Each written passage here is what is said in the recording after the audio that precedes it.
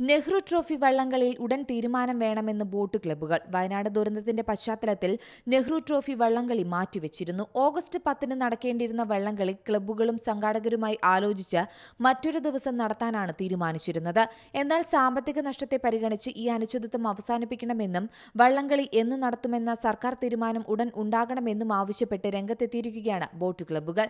വള്ളംകളി മാറ്റിവെച്ചതിനാൽ ലക്ഷങ്ങളുടെ നഷ്ടമാണ് ഉണ്ടായത്. തീയതി നീണ്ടാൽ ലക്ഷങ്ങളുടെ നഷ്ടം വീണ്ടും ഉണ്ടാകും. വള്ളംകളി നടന്നില്ലെങ്കിൽ നഷ്ടപ്പെട്ട പണം സർക്കാർ നൽകണമെന്നും ബോട്ട് ക്ലബ്ബുകൾ ആവശ്യപ്പെട്ടു. ക്ലബ്ബുകളുമായോ വള്ളം ഉടമകളുമായോ ചർച്ച ചെയ്യാതെയായിരുന്നു സർക്കാർ തീരുമാനം. വയനാട് ദുരന്തത്തെ ഉൾക്കൊള്ളുന്നുവെന്നും ആവശ്യമെങ്കിൽ സമരപരിപാടി സംഘടിപ്പിക്കുമെന്നും ബോട്ട് ക്ലബ്ബുകൾ വ്യക്തമാക്കി. വള്ളംകളിയോടനുബന്ധിച്ച് നേരത്തെ നിശ്ചയിച്ച സാംസ്കാരിക ഘോഷയാത്രയും കലാസന്ധ്യയും മറ്റു പരിപാടികളും പൂർണ്ണമായി ഒഴിവാക്കി മത്സരം മാത്രമായി നടത്തണമെന്ന് ഒരു വിഭാഗം ക്ലബ്ബുകളും സംഘാടകരും നേരത്തെ ആവശ്യപ്പെട്ടിരുന്നു. മാസങ്ങൾ നീണ്ട തയ്യാറെടുപ്പിനൊടുവിൽ വലിയ സാമ്പത്തിക നഷ്ടമുണ്ടായിരുന്നുവെന്നാണ് ഇവർ ചൂണ്ടിക്കാട്ടുന്നത്.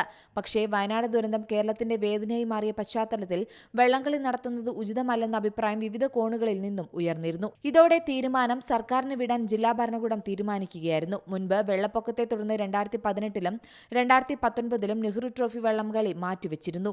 കോവിഡ് സമയത്ത് വള്ളംകളി നടന്നിരുന്നില്ല. News desk Zee Malayalam news. ഏറ്റവും പുതിയ വാർത്തകളും വിശേഷങ്ങളും വിരൽത്തുമ്പിലറിയാൻ സീ മലയാളം ന്യൂസ് എല്ലാ ഡിജിറ്റൽ പ്ലാറ്റ്ഫോമുകളിലും ലഭ്യം.